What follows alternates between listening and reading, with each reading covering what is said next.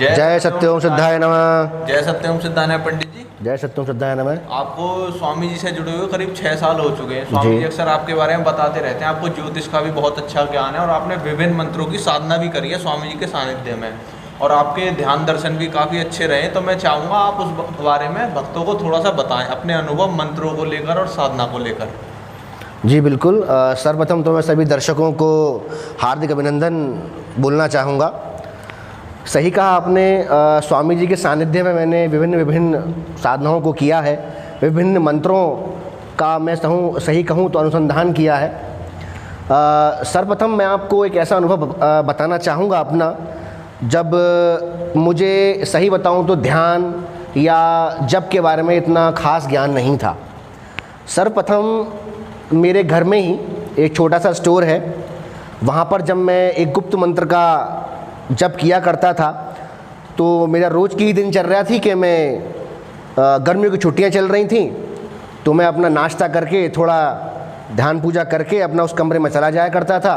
कोई इतना खास काम भी नहीं था उन दिनों में। अपना 10-11 बजे बैठ जाया करता था और करीबन 2-3 घंटे, कभी कभी 4 घंटे भी हो जाया करते थे, तो वहाँ बैठकर मैं अपना जप किया करता था। काफ़ी दिन हो गए, मुझे पता नहीं था कि ये घटना जो घटने वाली है मेरे साथ। उस दिन मैं जप करते करते, और एक बात मैं और बता दूं, कई बार ऐसा होता था कि जैसे लाइट चली जाती है तो कमरे में अंधेरा हो जाया करता था, तो मैं ज़रूरी नहीं समझता था कि भाई मैं उठूं या मैं इन्वर्टर वाली लाइट ऑन करूं या कुछ भी करूं। मैं अपना जाप करता रहता था। काफ़ी गर्मी हो जाती थी, पसीने भी बहुत आ जाया करते थे लाइट जाने की वजह से। तो उस दिन की बात है जब मैं जाप कर रहा था, काफ़ी मालाएं मेरी हो गई थी, लगभग 21 से ऊपर मालाएं मैं कर चुका था। तो अचानक मुझे शरीर में बड़ा भारी स्पंदन का अनुभव हुआ और बड़ी तेज़ी से कोई चीज़, क्योंकि उसमें मुझे कोई ज्ञान नहीं था कि भाई क्या चीज़ ऊपर जाती है, क्या स्पर्श होते हैं, क्या स्पंदन है या क्या अनुभव होता है, कुछ था ही नहीं मुझे इस चीज़ का ज्ञान। बस ये जानता था कि जप करना है। तो जब करते करते मुझे अनुभव हुआ जैसे कोई चीज़ मेरे नीचे, शरीर के नीचे से ऊपर की तरफ चढ़ रही है। तो जब करते करते मेरा ध्यान थोड़ा कम उस तरफ गया, पर अचानक मैंने एक अवस्था महसूस करी शून्य की। मतलब ऐसा लगा कि जैसे मान लीजिए मेरा और मेरे शरीर का अनुभव ही खत्म हो गया है। मतलब मैं जैसे मेरा नाम मोहित है, तो इस मोहित नाम के व्यक्ति का इस शरीर से संबंध ही खत्म हो गया है। और मैंने खास बात ये देखी कि वो अवस्था मेरी आधे घंटे तक चली। उस आधे घंटे में मैंने खास बात और भी ये अनुभव की कि गर्मी का लगना मुझे बंद हो गया। शरीर से पसीना लगातार बह रहा था, परंतु मुझे गर्मी का अनुभव वास्तव में नहीं हो रहा था। एक अजीब सा आनंद, एक अजीब सा सुख मैं कहूँ, मुझे उस वक्त अनुभव हो रहा था। उन दौरान मैं इन चीज़ों को जानता नहीं था, मुझे अच्छा लगा तो मैंने इस चीज़ को और बढ़ाया। फिर बढ़ते बढ़ते वो आनंद कुछ इस तरीके से बढ़ा, मैं आपसे साझा करना चाहूँगा कि जाप करने के बाद भी मुझे एक नशा सा बनने लगा। और वो नशा तकरीबन 4 घंटे 5 घंटे बस सुख मिलता था, उस सुख को मैं ग्रहण करना चाहता था। तो रोज़ जानबूझ के मैं जाप की मालाएं उतनी खींचता था कि भाई नशा हो जाएगा और नशे में बड़ा मज़ा आएगा। मैं मोटरसाइकिल भी चलाता था, अपने रोज़ दैनिक कार्य भी करता था, पर वो नशा फिर भी बना रहता था। 3-4 घंटे उसके बाद वो उतरना शुरू कर देता था। उन्हीं दौरान मैं स्वामी जी के सानिध्य में आया, बहुत सारा ज्ञान प्राप्त किया मैंने जप को लेकर, ध्यान को लेकर। तब मैंने इस अनुभव को साझा किया तो स्वामी जी ने उस अवस्था को पूर्णतः मुझे विस्तार से बताया कि ये जो तूने ध्यान के माध्यम से ये तू इस अवस्था में पहुंचा है, ये ध्यान से और मतलब जब से ध्यान की तरफ बढ़ने की एक अवस्था है। मैंने स्वामी जी को बताया, स्वामी जी मुझे एक आनंद का अनुभव होता था, एक नशा सा मुझे अनुभव होता था। तो उन्होंने बताया कि कोई नई बात नहीं है, ये होता है साधक के जीवन में कि जब वो जाप में शुद्धता आ जाती है, मन शुद्ध होना शुरू कर जाता है, मन का शोधन हो जाता है, तो ध्यान की अवस्था बहुत जल्दी पकड़ना शुरू कर देता है साधक। और उस समय आनंद की अनुभूति काफ़ी अच्छे स्तर तक होती है, मन में शुद्ध विचार आते हैं, कभी किसी के प्रति वैर भाव नहीं आता, हीन भावना नहीं आती।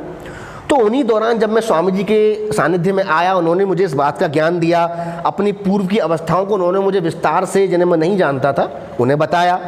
स्वामी जी ने मुझे विभिन्न विभिन्न मंत्रों के बारे में बताया जो गुप्त हैं, मैं इस वीडियो में खोलना नहीं चाहूँगा। तो पंडित जी, जैसे आपने बताया था मंत्र, आपको नशा हो रहा था उस मंत्र से, तो उस मंत्र को भी आप गुप्त रखना चाहेंगे या बताएंगे जिसका आप जाप करते थे?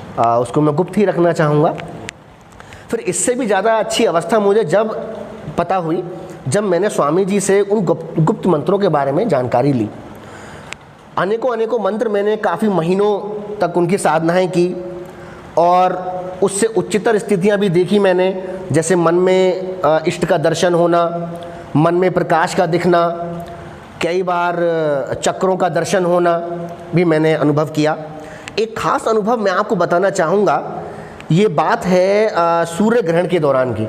ये देखिए अभी कल सूर्य ग्रहण ही है, तो सूर्य ग्रहण की बात पे एक सूर्य ग्रहण का अनुभव भी बना आया। तो सूर्य ग्रहण से पहले की बात है, मैं शाम को स्वामी जी के पास अगर बैठा हुआ था तो स्वामी जी ने कहा, भाई कल सूर्य ग्रहण है, तू क्या कर रहा है? मैंने कहा स्वामी जी वही जो आपने बताया वही करूँ। कि नहीं, कुछ अलग करो भाई इस पर आप। सूर्य ग्रहण है, इतना बड़ा सूर्य ग्रहण है, ये तकरीबन 2-3 साल पहले की बात है। तो जब उन्होंने मुझे वो गुप्त मंत्र दिया तो मैंने कहा ठीक है स्वामी जी। जब मैं उस मंत्र को करने में लगभग 9:30 बजे सुबह बैठ गया, उस मंत्र को करता रहा। एक खास बात उस मंत्र में मैंने ये पाई कि जैसे ही कई बार ऐसा होता है, आप जब साधना करते हैं, मंत्र लेके बैठते हैं, मंत्र में ध्यान लगाने की कोशिश करते हैं, कई बार मंत्र में ध्यान लगाना पड़ता है, थोड़ा खींचना पड़ता है, पर जैसे ही मैंने उस मंत्र का उच्चारण शुरू किया तो ऐसा लगा जैसे शरीर की सारी ऊर्जा मेरे आगे चक्र में आके स्थित हो गई हो और शरीर बहुत जल्दी अचेतन सा महसूस होने लगा। तो मैं उस मंत्र को करता रहा और बहुत से अनुभव मुझे हुए जो थोड़ा मैं गुप्त रखना चाहूँगा। मैंने स्वामी जी से साझा किए तो वो अनुभव काफ़ी अच्छे अनुभव हुए मुझे उन दौरान।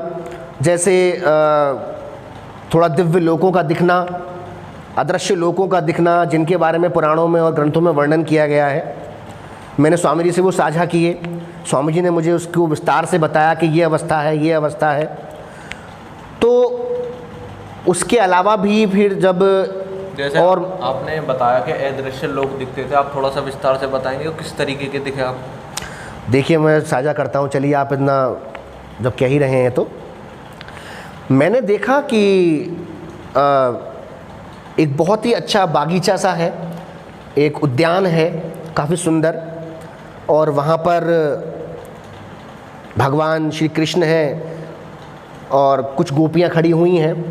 मैं आज भी अचंभित हूँ क्योंकि भाई मैं अपने आप को जानता हूँ कि हाँ सभी पाप करते हैं, हमने भी बहुत किए हैं, झूठ बोल दिए जाते हैं, पता भी नहीं पड़ता, इतने अनंत पाप मनुष्य करता रहता है। तो जो अवस्था को मैंने देखा, मुझे आज भी मैं अचंभित हो जाता हूँ उसके बारे में बात करते हुए, सोचते हुए भी। मैंने अपने आप को वहाँ पर गोपी वेश में देखा और देखिए कोई स्वप्न की अवस्था भी नहीं थी। मैं कह दूं स्वप्न की अवस्था में था, मैं स्वप्न की अवस्था भी नहीं थी, मैं पूर्णतः एक चैतन्य अवस्था में था। बस थोड़ी देर ही, मुझे 5, 10, 15 मिनट हुए थे ध्यान में गए हुए।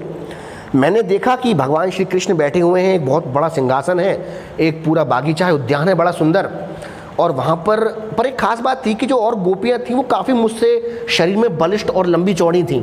मैं उनके मुकाबले शरीर में बहुत छोटा था। तो उनकी आपस में कुछ वार्ता चल रही थी, मैं बहुत पीछे खड़ा था, जैसे मान ली कि मैं उनका सेवक हूँ या सेविका हूँ, क्योंकि मैं वहाँ स्त्री रूप में ही था। मैंने वहाँ देखा कि अचानक भगवान श्री कृष्ण की तिरछी नज़र मुझ पर पड़ी और पता नहीं मैं जो स्वप्न में था, जो रूप मेरा, वो शर्माया, मतलब मैं वहाँ शर्माया या शर्माई क्या कह सकता हूँ। और मैं जैसे ही भागने को हुआ उन्होंने मेरा हाथ पकड़ लिया, और जैसे ही उन्होंने मेरा हाथ पकड़ा सभी वो उद्यान, वो बागीचा, वो गोपियाँ सब गायब हो गई, और अचानक ही एक ऐसी ऊर्जा मेरे नीचे से उठी, मैं कहूँ, और जाके सीधा सहस्रार पे टकराई कि मैं उस वक्त, मैं आपको बताऊँ, थोड़ा दीवार से आगे की तरफ बैठा हुआ था और मेरे शरीर का संतुलन बिगड़ा कि मैं पीछे की तरफ गिरा, पर चूंकि दीवार थी तो मेरा शरीर और कमर उसके माध्यम से नीचे नहीं गिर पाए। तो मैंने देखा कि इन्होंने मेरा हाथ पकड़ लिया और मैं छुड़ाने की कोशिश कर रहा हूँ पर छुड़ा नहीं पा रहा हूँ। तो इतनी ऊर्जा का अनुभव मुझे हुआ कि मैं उस ऊर्जा को मैं समा नहीं सका, मैं संभाल नहीं सका, और अंततः मुझे आंखें खोलनी पड़ी। पर मैं सोचता रहा कि वास्तव में ये दिखा मुझे, क्या ये सच है कि इष्ट का दर्शन मैंने किया।